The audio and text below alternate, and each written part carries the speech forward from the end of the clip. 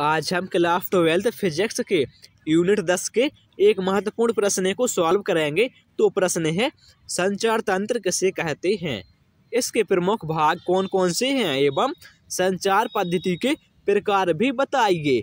तो यदि आप हमारे चैनल पर नए हैं तो प्लीज हमारे चैनल को सब्सक्राइब भी कर लें ताकि इसी प्रकार की वीडियो आपको सबसे पहले उपलब्ध हो सके। तो चलिए अब हम जल्दी से जान लेते हैं संचार तंत्र क्या होता है। वह व्यवस्था जिसकी सहायता से सूचनाओं को एक स्थान से दूसरे स्थान तक संप्रेषित या फिर भेजा जाता है, उसे हम संचार तंत्र कहते हैं। तो संचार तंत्र के 3 मुख्य भाग होते हैं।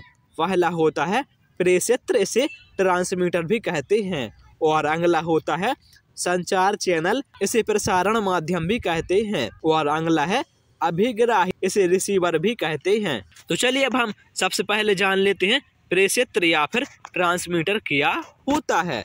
इसका कार्य सूचनाओं को प्रसारित करना है अर्थात भेजना है। प्रेषित्र में मॉड्यूलेशन एवं इनकोडिंग की क्रियाएं होती हैं। तो मैं आपको अभी बाद में बता दूंगा कि मॉड्यूलेशन व इनकोडिंग क्या होता है। और अब हम जान लेते हैं संचार चैनल या फिर प्रसारण माध्यम क्या होता है। इसका कार्य ट्रांसमीटर अर्थात प्रेषित्र एवं रिसीवर अर्थात अभिग्राही के बीच मार्ग उपलब्ध कराना है, अर्थात वह संदेश या फिर सूचना रिसीवर तक कैसे जाएगी ट्रांसमीटर से।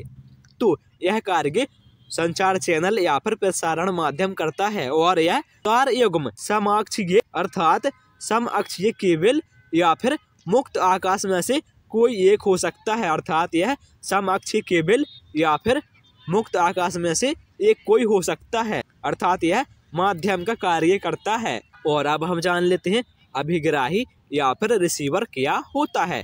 इसका कार्य सूचनाओं को ग्रहण करना है, अर्थात जो सूचनाएं ट्रांसमीटर से चलकर यहाँ पर अभिग्राही तक आती हैं उनको ग्रहण करना रिसीवर या फिर अभिग्राही का कार्य है। और रिसीवर में डिमॉड्यूलेशन एवं डिकोडिंग की क्रिया होती हैं। तो चलिए अब हम डिमॉड्यूलेशन एवं डिकोडिंग को भी जान लेते हैं। तो पहले हम जान लेते हैं संचार पद्धति के प्रकार।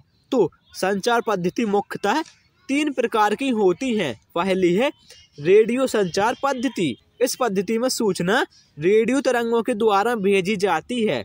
इस पद्धति में रेडियो तरंग ट्रांसमीटर से चलकर मुक्त आकाश में संचरण करती हुई अर्थात गमन करती हुई अर्थात जाती हुई रिसीवर में पहुंचती है या फिर रिसीवर तक पहुंचती है। अर्थात रेडियो संचार पद्धति में कोई भी सूचना या फिर संकेत को रेडियो तरंगों के रूप में भेजा जाता है और यह ट्रांसमीटर से चलकर मुक्त आकाश में गमन करती हुई रिसीवर तक पहुंच जाती है। और अब हम जान लेते हैं पावर लाइन संचार पद्धति क्या होती है। इस पद्धति में सूचना विद्युतीय सिग्नल के रूप में भेजी जाती है। इस पद्धति में सूचना ट्रांसमीटर से विद्युतीय सिग्नल के रूप में चालक तार या फिर केबल द्वारा रिसीवर तक पहुंचती है। और अगली है ऑप्टिकल संचार पद्धति। तो इस पद्धति में सूचना प्रकाश तरंगों के रूप में ट्रांसमीटर से चलती है एवं रिसीवर तक पहुंचती है। तो चलिए अब हम ब्लॉक डायग्राम संचार तंत्र का देख लेते हैं। तो आपको इस ब्लॉक डायग्राम से सब कुछ मालूम हो जाएगा कि क्या कैसे होता है। तो जैसे यहाँ पर माना यह सूचना स्रोत या फिर इसको हम निवेशी सिग्नल कहेंगे, अर्थात यहाँ से सूचना जा रही है इस प्रकार।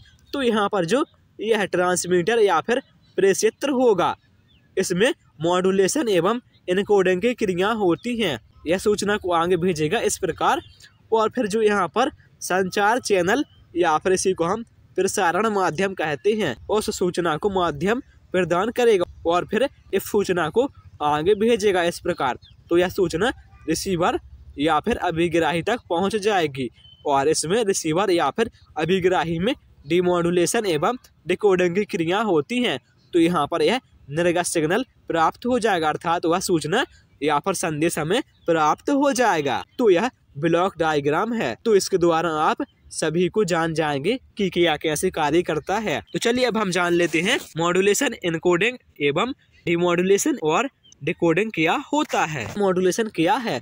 वह क्रिया जिसमें सिर्फ आवृत्ति तरंगों को रेडियो तरंगों के साथ अध्यारोपित किया जाता है, अर्थात श्रव्य आवर्ती तरंगों को रेडियो तरंगों के साथ मिला दिया जाता है तो उसे हम मॉड्यूलेशन कहेंगे। अर्थात जब श्रव्य आवर्ती तरंग होती है अकेली तो वह सूचना को अधिक दूर तक नहीं भेज सकती है तो उसे रेडियो तरंग या फिर रेडियो तरंग को हम वाहक तरंग भी कहते हैं, उसके साथ मिला दिया जाता है जिससे वह सूचना या फिर संदेश दूर तक भेजा जा सकता है।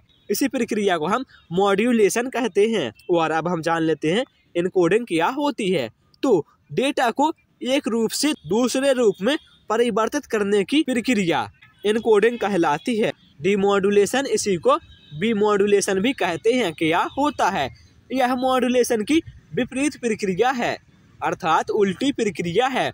इसे संसूचन भी कहते हैं। मॉड्यूलेट की क्रिया में प्राप्त मॉड्यूलेट सिग्नल से मूल विद्युत संकेत एवं वाहक सिग्नल, अर्थात वाहक सिग्नल को हम रेडियो तरंग भी कह सकते हैं, को अलग अलग करने की क्रिया डीमॉड्यूलेशन कहलाती है। अर्थात जब हम किसी सिग्नल को भेजते हैं तो जब वह सिग्नल निर्गत हो जाता है तो सिग्नल को हम मॉड्यूलेट सिग्नल कहते हैं।